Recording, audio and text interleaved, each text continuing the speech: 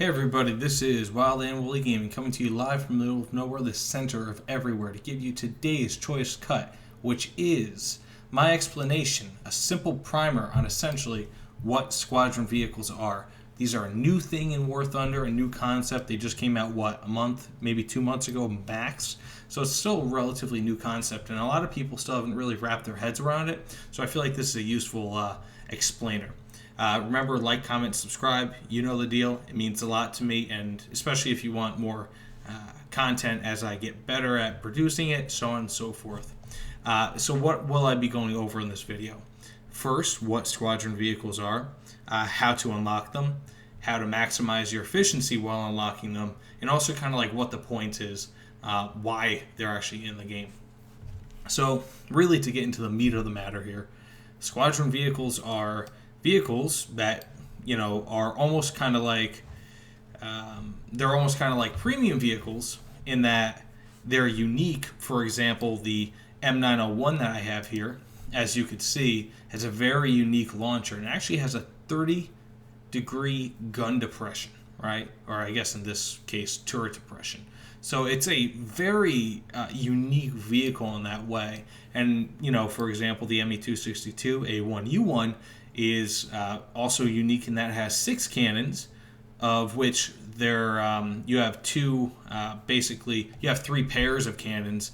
Each of the pairs are different types. So, it's a fairly unique layout. So they kind of function like premiums in that way, being that premiums tend to be fairly unique vehicles in how they play. But rather than being premiums, these don't actually have bonuses, right? So as you can see here, my vehicle efficiency is the same. I don't really get any extra bonuses as compared to the XM1 or the T51 or anything like that. It's not really much different. And also, once you unlock them, you still have to spend Silver Lions to actually buy them. And you also have to actually research and really just use the vehicles to actually get them up to their full potential. So there are pretty big differences between these and actual premiums. They're kind of like unlockable premiums, but that said, how do you unlock them? Simple, by getting into squadrons. There's a reason why they're called Squadron vehicles. Essentially, what you want to do, and this kind of gets into my next point, how to maximize efficiency, you want to get into a squadron, and especially a good squadron. So I don't know if many of you people know, but I'm part of VPO. VPO is actually quite a good squadron, and I get reward points or squadron research points every few days, essentially. Now, how do I do that? Based on squadron activity, and I won't click on this because I don't want to show all their in-game nicknames, so to speak, or gamer tags, whatever you want to call them. But what I could do is I can contribute and become an active member of the squadron, and through that, once we get up to X amount of research points, squadron research points, I can put them into whatever I want.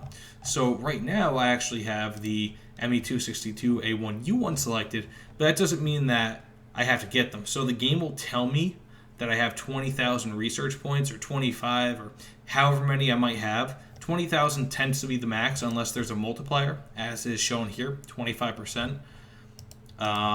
But just because I have this one clicked on doesn't mean that I have to put my points into that.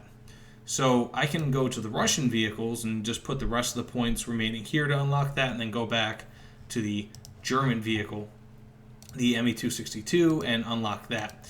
Now, that doesn't mean that I can just take 1,000 from here to there to wherever and just kind of split it up between whatever.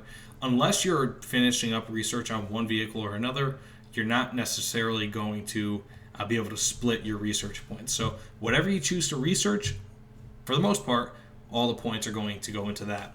So, that being said, how do you research these, right? Or how can you research them?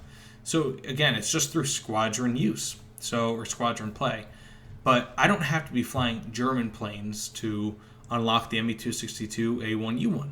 I don't have to be using American tanks to unlock the XM, or not the XM, the M901. I don't have to be using those vehicles. I could, for example, go to the British fleet, and, granted, I'm with a squadron, I'd be contributing to the unlocking of my ME-262, or, whatever other, vehicles my squadron might be in the, trying to unlock. So X player over here might be trying to get the, the British one, which is the Firecrest. Also, notice that they don't all have the same amount of research points that you have to use. So I'm willing to bet that eventually there's going to be a relatively low BR squadron vehicle.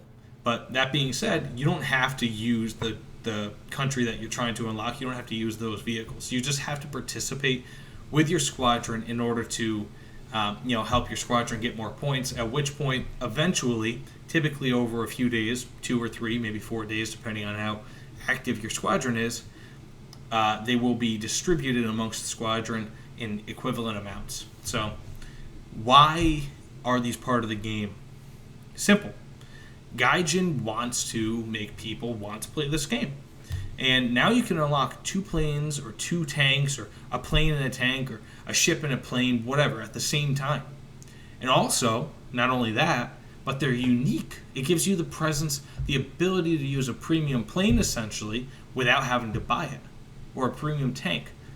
Also, what better way to get people to want to play this game than to build community, right? So if you get into a squadron and you're kind of feeling like you have to be active for them and they for you, then more likely than not, it'll get some people, if nothing else, to stay in. I mean, how many times a week do you see that thing where it's just invite your friends and you'll get this many if they reach, BR or tier 2, tier 3, tier 4. How many times a week do you see that?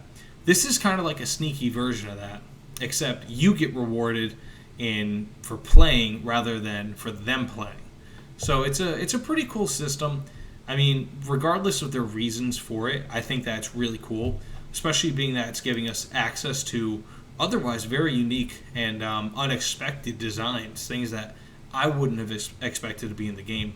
For example, with the ME-262 here, at least as of a year or two ago, I would have expected the HG1 to be in the game before any, before the A1/U1. So it really opens the door for a lot of cool planes to get into the game, and a lot of cool designs. Either way, so tell me what you guys think. Do you guys like the idea of squadron vehicles? Are there any squadron vehicles that you really have as a favorite? Let me know in the comments below. Again, like, comment, subscribe. Really means a lot to me. But other than that, checking out for the day. So, it's been Wild and Woolly. Been good talking to you.